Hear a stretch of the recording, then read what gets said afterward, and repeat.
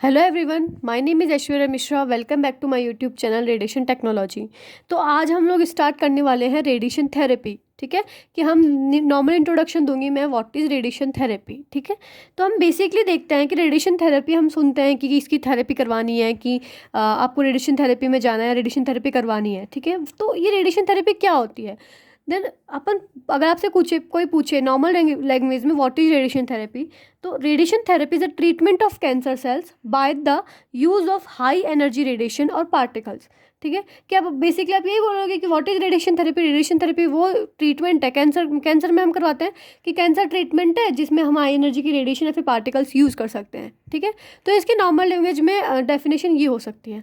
But अगर आपसे कोई पूछे कि व्हाट इज रेडिएशन, मतलब आपने हाई एनर्जी रेडिएशन कर दी है, तो आप अगर किसी नॉर्मली इंसान से पूछोगे तो उसको तो ये भी नहीं पता व्हाट इज रेडिएशन। ठीक है, आपने रेडिएशन दी है, रेडिएशन से ट्रीटमेंट हो रहा है, बट व्हाट इज रेडिएशन। तो व्हाट इज रेडिएशन, रेडिएशन अगर अपन पूछें, क्योंकि साइंटिफिक कोई भी डेफिनेशन अगर अपन पूछें तो इसकी डेफिनेशन बहुत इंपॉर्टेंट है, आप इसको याद रखिएगा। रेडिएशन इज द इमिशन और ट्रांसमिशन ऑफ एनर्जी। कि रेडिएशन क्या है? उत्सर्जन। इमिशन मतलब उत्सर्जन, ट्रांसमिशन है फिर संचरण, ऊर्जा का उत्सर्जन है फिर संचरण है in the form of waves और पार्टिकल्स। की किसी वेव यानी किसी तरंग की अवस्था में या फिर किसी कण की अवस्था में ऊर्जा का उत्सर्जन या फिर जो संचरण हो रहा है उसको हम कहते हैं रेडिएशन। ठीक है, यानी कोई भी एनर्जी है, ये या तो वेव के रूप में जा रही है या फिर कणों के रूप में जा रही है, तो इसको हम कह देंगे रेडिएशन। क्या कह देंगे? विकिरण। ठीक है, कि ये हो गई रेडिएशन। अब ये एक बार बताओ कि रेडिएशन तो हमारे आसपास में, क्या सारी रेडिएशन जो होती है कैंसर का ट्रीटमेंट कर सकती है, या फिर सारी जो रेडिएशन होती है वो हार्मफुल हो सकती है? आप रेडिएशन थेरेपी करते हो, आरटी कह रहे हो कि अपन आरटी करते हैं, रेडिएशन थेरेपी कर रहे हैं, उसके अंदर हम रेडिएशन यूज़ कर रहे हैं। ठीक है, रेडिएशन यूज़ कर रहे हैं for treating cancer cells, but साथ ही साथ में ये रेडिएशन हमारे टिश्यू को भी तो हार्म करता है, टिश्यू को भी तो नुकसान पहुंचाता है। लेकिन क्या ये सब टाइप की जो रेडिएशन है वो सारी टाइप की रेडिएशन हमारे टिश्यू को हार्म करेगी, या सारी टाइप की रेडिएशन कैंसर सेल को ट्रीट करेगी?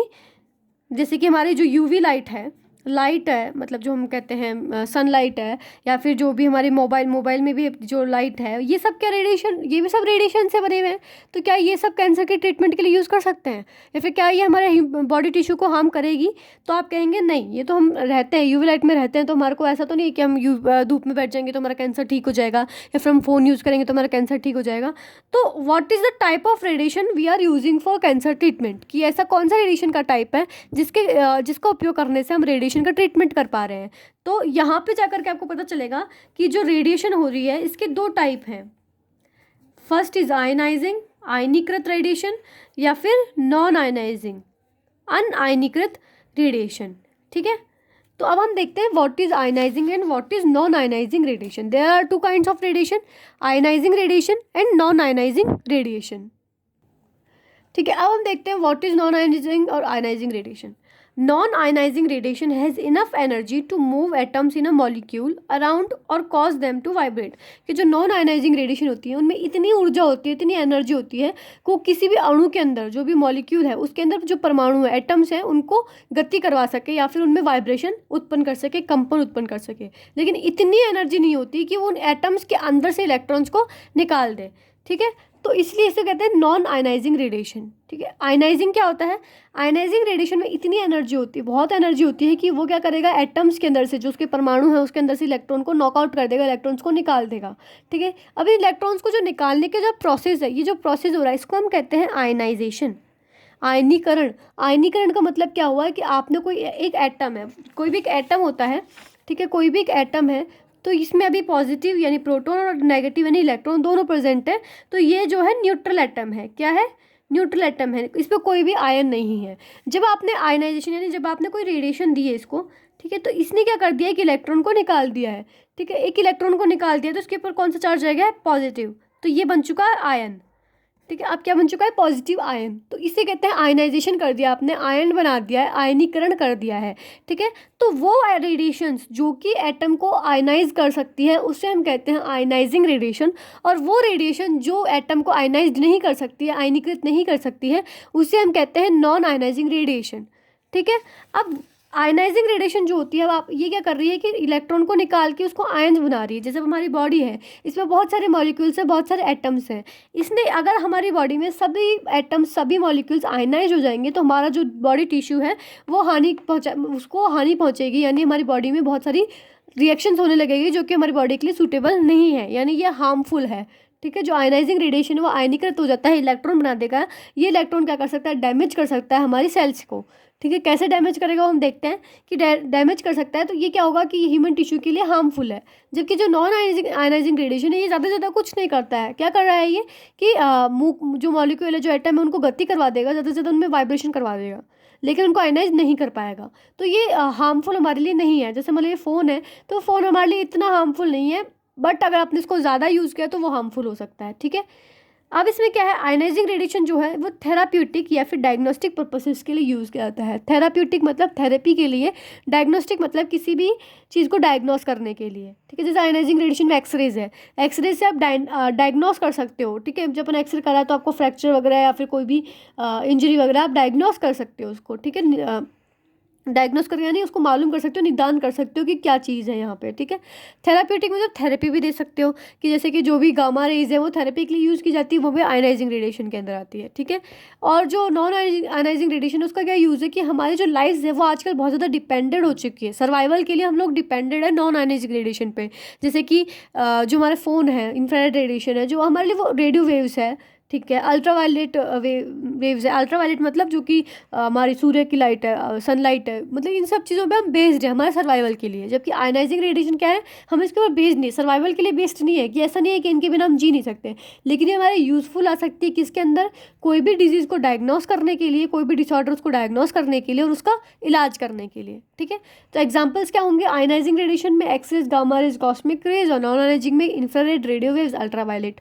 ठीक है, तो यही है, इनमें से एनर्जी किसकी ज़्यादा होगी, energy more will be ionising radiation की, नॉन आयनाइजिंग की एनर्जी कम होगी। इसकी फ्रीक्वेंसी भी ज़्यादा होगी, इसकी फ्रीक्वेंसी कम होगी, और वेवलेंथ इसकी कम होगी और इसकी ज़्यादा होगी। तो ये 3 फैक्टर्स और आपको इनका ध्यान रखना है।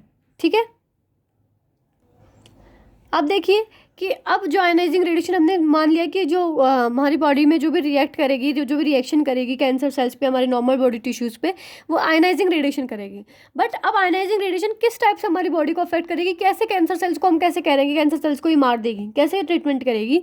तो जो आयनाइजिंग रेडिएशन होती है, ionising radiation deposit energy in the body, हमारी बॉडी के अंदर एनर्जी यानी जो ऊर्जा है उसको डिपोजिट करेगी, उसको जमा करेगी। दैट इंजर्स और destroys cells by damaging their genetic material, कि जो क्या करेगी हमारी सेल्स को इंजर्ड कर देगी, क्षतिग्रस्त कर देगी, या फिर उसको नष्ट कर देगी। कैसे, उसका जेनेटिक मटेरियल को डैमेज करके। जेनेटिक मटेरियल क्या होता है हमारा, डीएनए। तो डीएनए को डैमेज करके ये क्या करेगी, सेल्स को डिस्ट्रॉय कर देगी, इंजरीड कर देगी, making it impossible for this cells to continue to grow. जब आपने डीएनए यानी जब आपने जेनेटिक मटेरियल हटा दिया तो ये ग्रो कैसे कर पाएगी। तो बेसिकली क्या करती है आयनाइजिंग रेडिएशन, जो भी हमारा डीएनए होता है, ठीक है, इसके अंदर आपको पता है ये बॉन्ड्स होते हैं। ठीक है, ये बॉन्ड्स से जुड़ा हुआ रहता है। तो जो आयनाइजिंग रेडिएशन जो भी इलेक्ट्रॉन निकालेगी, आपको पता है आयनाइजिंग रेडिएशन ने क्या करा, इलेक्ट्रॉन निकालेगा, आयनाइज करेगा एटम्स को। तो ये इलेक्ट्रॉन जो निकलेगा वो क्या करेगा, इनको नुकसान पहुंचाएगा, यानी इन बॉन्ड्स को बीच में से तोड़ेगा। ठीक है, इनके जो बेस पेयर्स होते हैं, डीएनए में जो बेस पेयर्स होते हैं उनको तोड़ देगा, या फिर उसके अलावा इनका विस्थापन भी कर सकता है कि इधर से इधर भी लेके आ सकता है। तो ये क्या करेगा, इलेक्ट्रॉन्स हमारे डीएनए को नुकसान पहुंचाएगा। जब डीएनए को नुकसान पहुंचाएगा तो कोई भी सेल जो है ग्रो कर ही नहीं पाएगी। ठीक है, तो ये इस टाइप से आयनाइजिंग रेडिएशन हमारे जो कैंसर सेल्स हैं उनको नष्ट करती है, कि उसने उसका डीएनए नष्ट कर दिया तो वो आगे ग्रो ही नहीं कर पाए। ठीक है, बट अब ऐसा तो नहीं है कि स्पेसिफिकली सिर्फ हमारे कैंसर सेल्स को ही करेगी, ये साथ के साथ सराउंडिंग जो सेल्स हैं उनको भी ये इफेक्ट कर सकती है। ठीक है, तो इस चीज़ को भी ध्यान में रख के चलना है कि कोई भी अगर आप रेडिएशन दे रहे हो तो वो सिर्फ और सिर्फ कैंसर सेल्स को डिस्ट्रॉय नहीं करेगी, आसपास की सेल्स को भी डिस्ट्रॉय कर सकती है।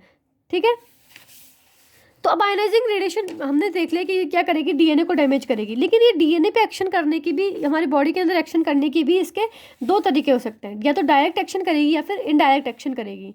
ठीक है, डायरेक्ट एक्शन में क्या हो रहा है, radiation is in the form of charge particles. जो रेडिएशन है वो हमें चार्ज पार्टिकल्स में मिल रही है, या तो जैसे कि सीधा इलेक्ट्रॉन्स को आपने रेडिएशन की तरह ले लिया है, या फिर जब रेडिएशन हमारी बॉडी में एंटर होती है तो ये इलेक्ट्रॉन बना देगी by any interaction.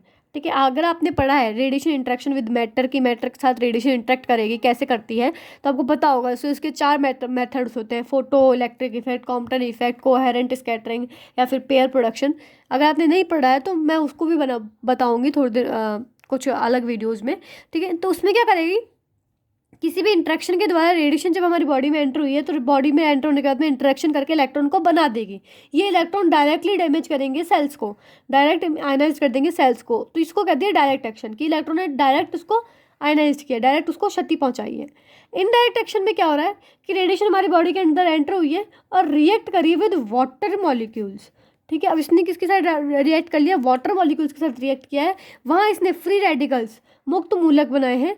This free radicals will be responsible for damage in molecules और डीएनए। अब ये फ्री रेडिकल्स ने डैमेज किया है डीएनए को, तो इसे कहते हैं इनडायरेक्ट एक्शन, कि रेडिएशन डैमेज तो कर रही है डीएनए को, बट कैसे कर रही है, ये वाटर के साथ रिएक्शन कर रही है, रिएक्शन करके फ्री रेडिकल्स बना रही है, ये फ्री रेडिकल्स इसको डैमेज कर रहे हैं। जबकि डायरेक्ट एक्शन में क्या हो रहा है कि जो इलेक्ट्रॉन्स हैं वो डायरेक्ट डीएनए को डैमेज कर रहे हैं, ठीक है। तो this is the difference between direct और इनडायरेक्ट एक्शन, ठीक है। अब देखिए इसके अंदर जैसे कोई भी रेडिएशन है वो डायरेक्ट आई, तो या तो डायरेक्ट रेडिएशन ही आपने क्या लिया इलेक्ट्रॉन, जैसे कि हम किस में ले सकते हैं रेडिएशन इलेक्ट्रॉन के रूप में, लीनियर एक्सेलेरेटर में आप देखेंगे कि उसमें इलेक्ट्रॉन्स यूज़ कर सकते हैं, ठीक है। तो ये इलेक्ट्रॉन के रूप में है और डीएनए को उसने डैमेज कर दिया, ठीक है। इसके जो बेस पेयर्स हो उसको हटा दिया, ठीक है। जैसे कि देखो ये आया और सीधा इलेक्ट्रॉन इसको डैमेज हो गया, ठीक है। या फिर रेडिएशन आई, कोई भी इंट्रैक्शन हुआ, ठीक है, कोई किसी भी टाइप का इंटरेक्शन हुआ है, कोई भी अंतरक्रिया हुई है हमारी बॉडी में एटम्स और रेडिएशन के बीच में, ठीक है, और इलेक्ट्रॉन बना और इस इलेक्ट्रॉन ने डैमेज कर दिया। जैसे कि अभी देखिए ये रेडिएशन आ रही है, ये एटम है कोई भी हमारी बॉडी की सेल का, इसने इलेक्ट्रॉन निकाला इसके अंदर से और ये electron will be affect on the DNA, तो इसने डीएनए को अफेक्ट कर दिया, डीएनए को क्षति पहुँचा दिया, ठीक है। तो ये होगा डायरेक्ट, इसे कहते हैं हम डायरेक्ट एक्शन, ठीक है। अब दूसरा क्या होता है कि रेडिएशन आई, रेडिएशन ने H2O जो वाटर मॉलिक्यूल्स है, क्योंकि हमारी बॉडी में वाटर मॉलिक्यूल्स बहुत ज़्यादा हैं, वाटर मॉलिक्यूल्स के साथ रिएक्शन करी, हाइड्रोजन बनाया, इलेक्ट्रॉन निकाला और OH माइनस फ्री रेडिकल बना दिया बेसिकली। तो ये फ्री रेडिकल ने डीएनए डैमेज किया, ठीक है। ये फ्री रेडिकल रेडिएशन आई, इलेक्ट्रॉन निकाला, इलेक्ट्रॉन ने H2O के साथ रिएक्शन करी, OH माइनस आयन बनाया, OH माइनस आयन बनाया जो कि डीएनए को डैमेज करेगा। ये फ्री रेडिकल जब डीएनए को डैमेज कर रहा है तो हम इसे कहते हैं इनडायरेक्ट एक्शन, ठीक है। और ये फ्री रेडिकल जो होगा बहुत अच्छे से इसको डिस्ट्रॉय करेगा जो कंपेयर टू इलेक्ट्रॉन, ठीक है। तो इनडायरेक्ट एक्शन ज़्यादा हार्मफुल होता है कंपेयर टू इलेक्ट्रॉन, ठीक है। तो ये होता है पूरा रेडिएशन का जो भी इंटरेक्शन होता है बॉडी के साथ में।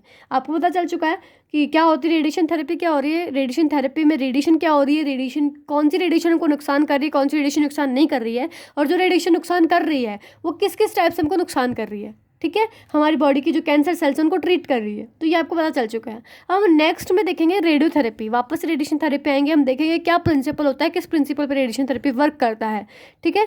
तो अभी ये बेसिक नॉलेज थी, आई होप आपको समझ में आया होगा। कोई डाउट है तो कमेंट सेक्शन में कमेंट करके पूछ लीजिए। Thanks for watching.